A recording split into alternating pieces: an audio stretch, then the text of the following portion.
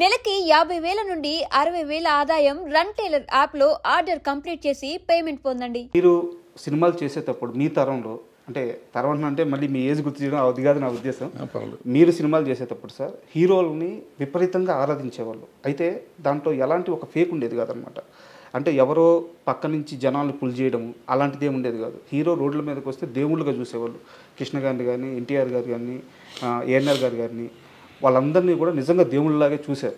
అదంతా చాలా రియలిస్టిక్గా, చాలా రియాలిటీగా జరిగిన సందర్భం అది. బట్ ఈరోజు ఇండస్ట్రీలో పరిస్థితి చూస్తే యూట్యూబ్లో పాటలకి వ్యూస్ కొంటున్నామని చెప్పి నిర్మాత చెప్తున్నారు, ట్రైలర్ వ్యూస్ కొంటున్నామని చెప్పి నిర్మాత చెప్తున్నాడు. సో జనాల్ని పుల్ చేస్తున్నారు. అంటే హీరోని ఒక బ్రహ్మపదార్థంగా పెట్టి చుట్టూ హీరోని లేపడానికి మళ్ళీ వీళ్ళే ఎదురు డబ్బులు పెడుతూ ఆఖరికి బుక్ మై షోలో రేటింగ్ కూడా డబ్బులు పెడుతున్నారు. సో నిర్మాతలే ఇంత ఖర్చు చేసి నిర్మాతలే హీరోని లేపుతున్నారు. ఈ రోజున ఉండే హీరోల రియల్ క్రేజ్ రియలేనా అంటే ఏం చెప్తారు?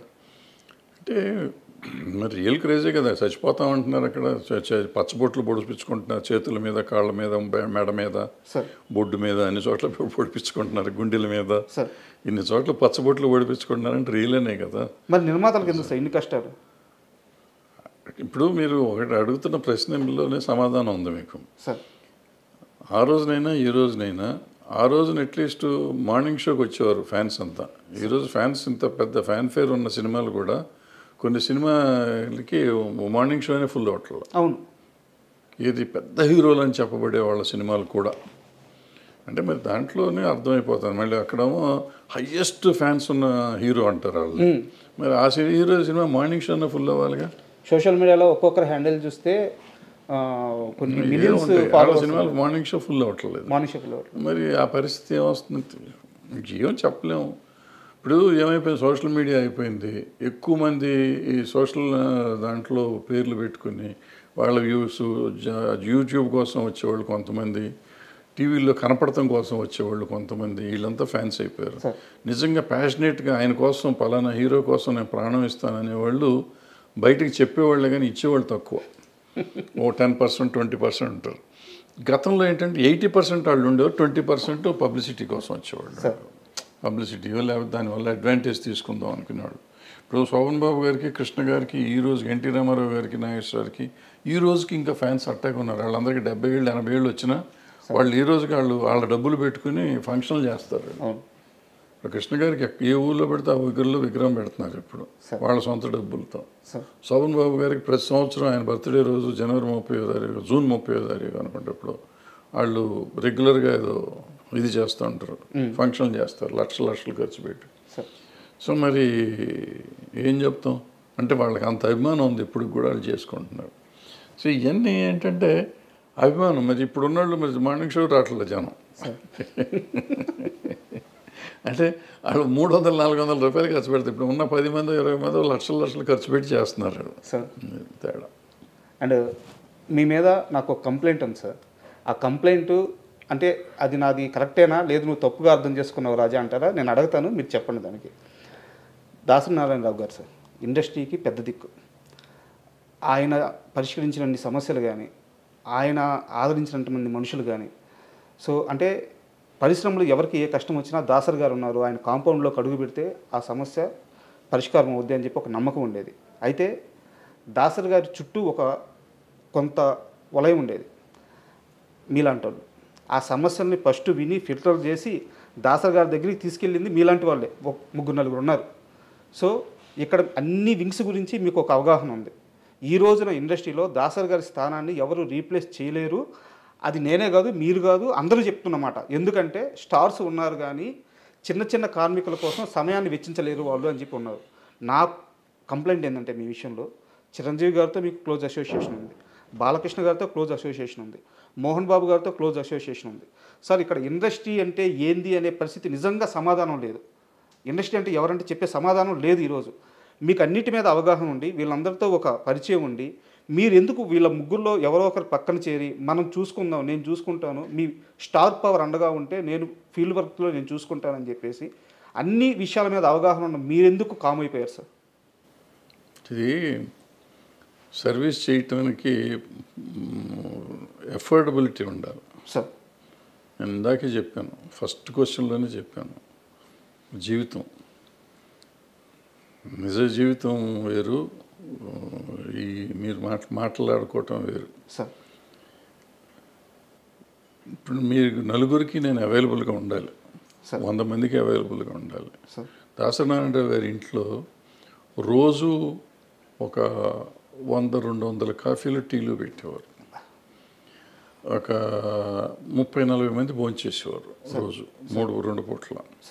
సాయంత్రం టిఫిన్లో ఒక 40-50 మంది తినేవారు.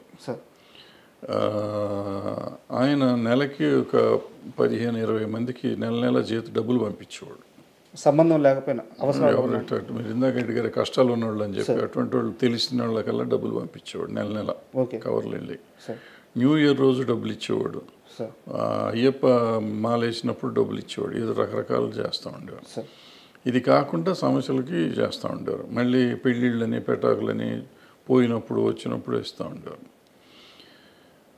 ఇందులో ఏ ఒక్కటి నేను చేయలేను. నేను ఒక్కళ్ళకి రోజు, ఇప్పుడు ఫర్ ఎగ్జాంపుల్ మీరు సమస్య ఉండి వచ్చారు, మీకు మంచినీళ్ళు కూడా నేను ఇవ్వలేను సార్. పూర్వకాలంటే మంచినీళ్ళు ఫ్రీగా వచ్చాయి, ఇప్పుడు మంచినీళ్ళు వాటర్ బాటిల్ కొనాలి. వాటర్ బాటిల్ కొంటే 10 రూపాయలు అవుతుంది, మీకు మంచినీళ్ళు ఇస్తే నేను 10 రూపాయలు ఖర్చు పెట్టాలి. సమస్య మీది, ఖర్చు నాది. నేను పెట్టే పరిస్థితిలో లేను, నేను చేయలేను అంత. సో చేతకాని విషయంలో జైలు పెట్టి ఎవరికి న్యాయం చేయలేను. ఫర్ ఎగ్జాంపుల్ మీరు చెప్పిన పలానా హీరో గారితో అసోసియేట్ అయ్యి చేయమన్నారు. సో నేను దగ్గర రోజు ఆయన ఇంటికి వెళ్ళాలి, అది మా ఇంట్లో ఉండాలి. మా ఇంట్లో ఉంటే చెప్పిన ఖర్చులు నేను భరించలేను. ఆయన ఇంటికి వెళ్తే ఆయన చిరాకు పడతాడో చూసుకుంటాడో తెలియదు. వాళ్ళ ఇష్టాలు ఉండాలి, వాళ్ళ సైడ్ నుంచి అది ఉండాలి. మన సైడ్ నుంచి మనం వెళ్ళి దాన్ని బలవంతంగా రుద్దకూడదు. ఇప్పుడు దాసనారాయణరావు గారితో కూడా నేను ఇక్కడ, దాసనారాయణరావు గారు ఒక స్టేజ్లో నేనే ఇక్కడ ఉండేవాడిని, నారాయణరావు గారు తర్వాత వచ్చారు ఇక్కడికి. సో ముందు నేను నా దగ్గర చేస్తూ ఉన్నవాళ్ళు, ఆయన వచ్చిన తర్వాత ఆయన ఆల్రెడీ మాకు చాలా మెడ్రాస్లో చేస్తున్నారు కాబట్టి ఆయన దగ్గరికి నేను ఇద్దరం, ఆయన నన్ను పిలిచి ఇక్కడ హైదరాబాద్ విషయాలు నాకు ఎక్కువ తెలుసు కాబట్టి నన్ను అడిగి చేసేవారు. సో అందుకని మీరు అన్నట్టు అందరూ నా దగ్గరికి ముందు నుంచే వచ్చేవారు కాబట్టి మళ్ళీ వస్తూ ఉండేవారు. అన్న సార్కి చెప్పండి అనేవారు. నేను చేయగలిగిన నేనే చేసేవాడిని, ఆయన దగ్గరికి తీసుకెళ్ళేవాడిని కాదు. లేదంటే ఆయనతో అవసరం అయితే ఆయనతో చెప్పించేవాడిని. సో ఇప్పుడు మీరు అడిగిన ప్రశ్నకి సమాధానం, ఇప్పుడు దాసనారాయణరావు లేరు, ఆ ఖర్చు భరించేవాళ్ళు లేరు, అంత కాంపౌండ్ లేదు ఇక్కడ, ఎక్కడ మన దగ్గర ఇల్లు లేదు, ఈ జరగని పనులు ఇవన్నీ. మరి ఎవరు సార్ ఇండస్ట్రీ పెద్ద? ఇప్పుడు ఇంకా అసలు పెద్ద అనేది ఉద్యోగం కాదు, ఇది ప్రెసిడెంట్ ఆఫ్ ఇండియా లాగా పోస్ట్ కాదు అది. ఆయనకి తెలియకుండా ఇప్పుడు ఒక మనిషి ఒక దాసనారాయణరావు అవ్వలేడు నాకు తెలిసి. ఎవరు? ఒక దాసనారాయణరావు కానీ, ఒక ఎన్టీ రామారావు కానీ అసలు ఈ ప్రపంచంలో, భూప్రపంచంలో ఇంకోళ్ళు అవరు, ఇంపాసిబుల్ అది. ఎన్టీ రామారావు అన్న కొంతమంది అవ్వగలరేమో కానీ దాసనారాయణరావు ఇట్స్ ఇంపాసిబుల్ ఇక అవటం. అది మనిషి మానవ మాత్రుడి వల్ల కాదు అది. ఒక మనిషి అన్ని పనులు చేయలేడు. ఆయన ఏంటి, writer, director, actor, distributor, exhibitor, producer, lyric writer, dialogue writer, story writer, paper editor, politician, MP, తర్వాత మినిస్టరు, ఇది కాకుండా కాపు సంఘం, ఆళ్ళ గొడవ, అక్కడ నాయకుడు, ఏది కాదు. ఈ సినిమా ఇండస్ట్రీలో పంచాయతీలు, అసలు ఒక రోజున 6 షూటింగ్లు 7 షూటింగ్లు జరిగిన రోజులు ఉన్నాయి. ఈ రోజుల్లో కూడా పంచాయతీ చేసేవాడు. మనిషికి ఎట్ట కుదురుతుంది? 6 సినిమాలకి డైలాగులు రాయాలి. ఒక సంవత్సరంలో ఆయన 12 సినిమాలు 14 సినిమాలు రిలీజ్ అయినాయి. ఓ మనిషి 14 సినిమాలు ఎట్ట రిలీజ్ చేయగలడు సంవత్సరంలో? షూటింగ్ ఎన్ని చేయాలి? నెలకు ఒక సినిమా తీసేయగలడా ఎవడన్నా? ఇవాళ తీస్తానికి 3 ఏళ్ళు పడుతుంది ఒక సినిమా తీస్తానికి. కథ రాయడానికే 2 ఏళ్ళు పడుతుంది. 6 నెలలు లేకపోతే కథ రాయమంటున్నారు ఇప్పుడు కొత్త డైరెక్టర్లు అందరూ. ఇప్పుడు ఈ పరిస్థితుల్లో ఆయన ఎట్ట చేసేవాడు ఏంటి? అలాంటి మనిషి అసలు రాడు. ఇవన్నీ ఉండగా పంచాయతీలు చేయటం, ఇప్పుడు నేను చెప్పిన యాక్టివిటీస్ కాకుండా పంచాయతీలు చేయటం, వీళ్ళందరి కష్టాలు వినాలి కదా. వచ్చినాడు ప్రతివాడి కష్టం వినాలి. షూటింగ్ చేస్తాడా? ఇప్పుడు ఆయన పక్కన 4 ఫ్లోర్లో షూటింగ్ జరుగుతుంది. 4 ఫ్లోర్లో షూటింగ్ సంగతి చూడాలా, లేకపోతే నా బోటి వాళ్ళకి డైలాగులు రాసి పెట్టేవాడు అది చూడాలా, లేకపోతే ఈ వచ్చిన పంచాయతీ చూడాలా, లేకపోతే ఈ కాపు సంఘం మీటింగ్ చూడాలా, ఏది చూడాలి? అందరూ అక్కడ బయట వెయిటింగ్లో ఉండేవారు. మానవుడికి సహజం అది కుదురుతుందా? ఇవాళ మీరు చెప్పే ఎవరికన్నా, ఏ పెద్దలకన్నా కుదురుతుందా? చేయగలరా? ఇంపాసిబుల్. అది గురించి మర్చిపోండి. సో ఆ పెద్ద అనేది లేదు, పోస్టు లేదు, ఏం లేదు. ఆయనకి ఏదో వచ్చేసింది, జరిగిపోయింది. ఇంకెప్పుడు జరగదు ప్రపంచంలో. అది ఆయన తెచ్చుకుంది కాదు, ఆయన స్వభావం వల్ల, స్వభావం వల్ల వచ్చింది ఆయన. ఇప్పుడు నేనే వెళ్ళాను, సినిమా ప్రాబ్లం వస్తే ఆయనకి నాకు పరిచయమే లేదు, వెళ్ళిపోయి ఏదో ఆయన చేసి పెట్టేవాడు. సో అట్లా ఎవరు మళ్ళీ వస్తారని అనుకోవటం దురాశ, జరగదు. సార్ అంటే ఇప్పుడున్న పరిస్థితుల్లో ఫిల్మ్ జర్నలిజం గురించి నాకు ఒక క్వశ్చన్ సార్. అంటే మీరు జర్నలిజాన్ని చూస్తున్నారు, ఫిల్మ్ జర్నలిజాన్ని చూస్తున్నారు, మీడియాతో మీకు అసోసియేషన్ ఉంది, మీరు కూడా వర్క్ చేస్తున్నారు. ఇప్పుడున్న ఫిల్మ్ జర్నలిజం చూస్తుంటే మీకు ఏమనిపిస్తుంది సార్? అంటే ఈ రివ్యూ సిస్టమ్ కానీ, అంటే జర్నలిజం కాదా అంటే కాదు. ఇప్పుడు ముందంటే ఏదో 4 పేపర్లు ఉంటే జర్నలిజం అనేవాళ్ళం సార్, ఏదో నాకు తర్వాత 2-3 ఛానళ్ళు వచ్చినాయి, ఛానల్ అనేవాళ్ళం. ఇవాళ ఏంటంటే సోషల్ మీడియా వచ్చినాక ఎంతమంది మనం సినిమా ఏదైనా పిలిస్తే, మీడియా పిలిస్తే 200 మంది వస్తున్నారు. వీళ్ళంతా జర్నలిస్టులు అంటే జర్నలిస్టులే అంటున్నారు. సో ఇది ఏది జర్నలిజం ఏది కాదు, జర్నలిజం మీద మనం డిస్కషన్ పెడతానికి లేదు. What is journalism, what is reporting అనే డిస్కషన్ వస్తే దానికి ఉండే తేడా దానికి ఉంది, దీనికి ఉండే తేడా ఉంది, వాట్ ఈజ్ రివ్యూ వేరే ఉంది. సో ఇవన్నీ మాట్లాడతామంటే అది వేరే చర్చ అది. సో వీళ్ళలో ఎవరు రివ్యూవర్స్ కాదు, వీళ్ళు ఎవరు క్రిటిక్స్ కాదు, వీళ్ళలో మెజారిటీ, అందరూ కాదు, అందులో కొంతమంది నిజమైన క్రిటిక్స్ ఉన్నారు, నిజమైన రివ్యూవర్స్ ఉన్నారు. సో వీళ్ళందరినీ మనం సీరియస్గా తీసుకోవటం అనవసరం. ఎందుకంటే వాళ్ళు యూట్యూబ్ వచ్చినాక అది అందరికీ కొంతమందికి ఉపాధి అయిపోయింది. ఎక్కువగా యూట్యూబ్లో నెగిటివిటీ వస్తే డబ్బులు ఎక్కువ వస్తాయి. సో ఎక్కువ మంది నెగిటివ్ రాయటానికి ఇష్టపడతారని డబ్బులు వస్తాయి. పాజిటివ్గా మాట్లాడితే డబ్బులు రావు. ఏదైనా మంచి చెప్పామనుకోండి, బాబు మీరు ఇట్లా ఉండకూడదు అని చెప్పామనుకోండి, ఎవరు చూడరు. ఇట్లాగే ఉండాలని చెప్పామనుకోండి, అందరూ బ్రహ్మాండంగా ఉంటుంది. దీనికి ఇంటర్లింక్గా ఇంకో క్వశ్చన్ ఉంది సార్. మీకు ఇండస్ట్రీలో పిఆర్ వ్యవస్థ గురించి ఐడియా ఉంటుంది. రీసెంట్గా సితారా నాగవంశీ గారు మాట్లాడుతూ పిఆర్స్ మమ్మల్ని బ్లాక్మెయిల్ చేస్తున్నారు. అంటే సార్ మనం ఆ పని చేయకపోతే సినిమాకి బ్యాడ్గా రాస్తారు, సార్ మనం వాళ్ళకి బ్యాన్ కార్డ్స్ ఇవ్వకపోతే సినిమాకి బ్యాడ్గా రాస్తారు, సార్ మనం ఈ ఫంక్షన్ చేయకపోతే సినిమాకి బ్యాడ్గా రాస్తారు అని ఆయన ఓపెన్గా చెప్తున్నారు. పిఆర్ వ్యవస్థ నిర్మాతలను బ్లాక్మెయిల్ చేస్తుంది, వీళ్ళ పోడు పర్లేక మేము అదనంగా ఇంకో 30-40 లక్షలు ఖర్చు పెట్టాల్సి వస్తుంది. అంటే ఏ నిర్మాతకు కూడా ఆయన మాటల ప్రకారం నిర్మాతలకి పిఆర్ వ్యవస్థను కానీ, ఈ ఫిల్మ్ జర్నలిజంలో సోకాల్డ్ జర్నలిజం అని చెప్పుకుంటున్న వాళ్ళని కానీ ఎంటర్టైన్ చేయాలని ఏ నిర్మాతకి లేదు. అంటే నిర్మాతలను బ్లాక్మెయిల్ చేసే స్టేజ్కి ఈ పిఆర్ వ్యవస్థ కానీ ఫిల్మ్ జర్నలిజం కానీ వెళ్ళిందే? అసలు ఆ మాట తప్పది. ఇప్పుడు బ్లాక్మెయిల్ చేయబడే పరిస్థితులు నేను ఉన్నానా లేదా? నేను ఒక నిర్మాతగా నా కంటెంట్ని నేను నమ్మాలి. సార్ నేను ఎవరిలో చెప్పిన మాట విని చేయాల్సిన అవసరం లేదు. నాకు అవగాహన ఉండాలి. నేను సినిమా తీసినప్పుడు నేను ఇది చేస్తే ఇది ఉంటుంది, ఇది చేస్తే ఇది ఉంటుంది. సలహాలు తీసుకోవటం తప్పులేదు, సలహాలు ఎవరైనా చెప్తే వినటం తప్పులేదు. బట్ సలహాని ఎంతవరకు మనం వాడుకోవాలి అనేది మనం ఆలోచించుకోవాలి. పిఆర్లు ఏదో చెప్తూ ఉంటారు. ఇప్పుడు ఏమవుతుంది, ఇప్పుడు నేను ఏం చేస్తాను, సినిమా తీసాను అనుకున్నాను ఫర్ ఎగ్జాంపుల్. ఆ సినిమా తీసినాక ఒక సినిమా ఫ్లాప్ అయింది. ఫ్లాప్ అయితే నీ బోటోడు వచ్చి సార్ మీరు సరిగ్గా ప్రమోట్ చేయలేదు సార్ అంటాను. సరిగ్గా ప్రమోట్ చేయలేదంటే నేనేమంటాను, పిఆర్ని పట్టుకుని నువ్వు సరిగ్గా పిఆర్ చేయలేదురా అంటాం.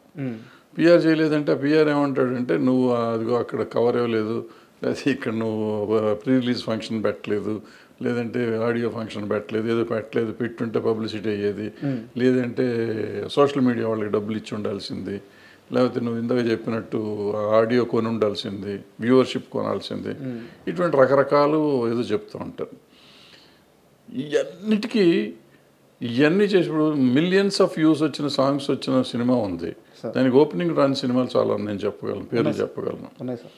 మరి ఎందుకు రావట్లేదు అంటే ఏది బ్యాడ్ టాక్ అంటారు, బ్యాడ్ రివ్యూస్ అంటారు. మనకి మొన్న వచ్చిన కల్కి సినిమా ఉంది, 2.5 ఇచ్చారు చాలామంది, బ్యాడ్ రివ్యూ కూడా ఉంది. మరి అది చాలా 1200 కోట్లు 1300 కోట్లు చేసిందిగా. మరి ఎందుకు చేసింది? దేవరా సినిమా పోయిందన్నారు, దానికి 2.5 ఇచ్చారు, మరి అది 300-400 కోట్లు చేసిందిగా. సో ఇవన్నీ రివ్యూలను చూసి వస్తారు జనం, రివ్యూలు చూస్తే రారు, లేకపోతే పిఆర్ చెప్తే చేశాడు అనేది.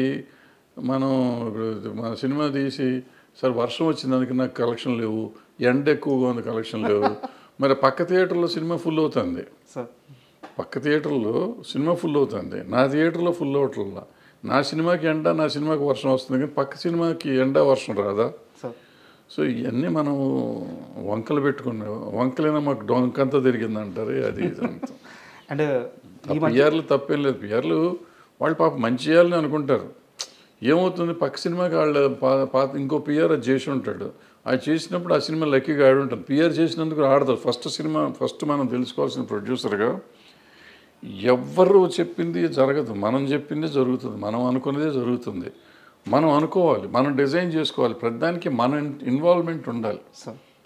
Master of the film, master of the product you should be the producer. అది అయితే ఇవన్నీ రావు, ఇవన్నీ secondary. Of course hero centred industry, hero మూలన నీకు ఓపెనింగ్ వస్తుంది. బట్ ఆ సినిమాలో కంటెంట్ లేకపోతే ఏమి లేదు. ఆ కంటెంట్ ఎవరు ఎన్నుకోవాలి, నువ్వు ఎన్నుకోవాలి. లేదు నా హీరో నా మాట ఏం లేదు, ఆయన చెప్పింది నేను చేశాను, ఆయన డేట్ల కోసం నువ్వు ఎంపర్లాడినప్పుడు you are doing a business man. నువ్వు when you are a business మ్యాన్గా నువ్వు చెయ్యి. ఇంకా నీ నువ్వు పిఆర్ని పెట్టుకున్నందుకేగా. ఇంకా పిఆర్ బ్లాక్మెయిల్ చేస్తున్నాడు అంటే ఎందుకు? పిఆర్ చెప్తాడు 30 లక్షలు కదా 50 లక్షలు ఖర్చు పెట్టమంటాడు, నువ్వు పెట్టు. లేకపోతే ఈ పిఆర్ని తీసి అసలు నువ్వే చేసుకో, ఎవడొద్దన్నాడు? దాని మీద కంప్లైంట్ ఇవ్వటం ఎందుకు? సార్ మొదటిసారి అంటే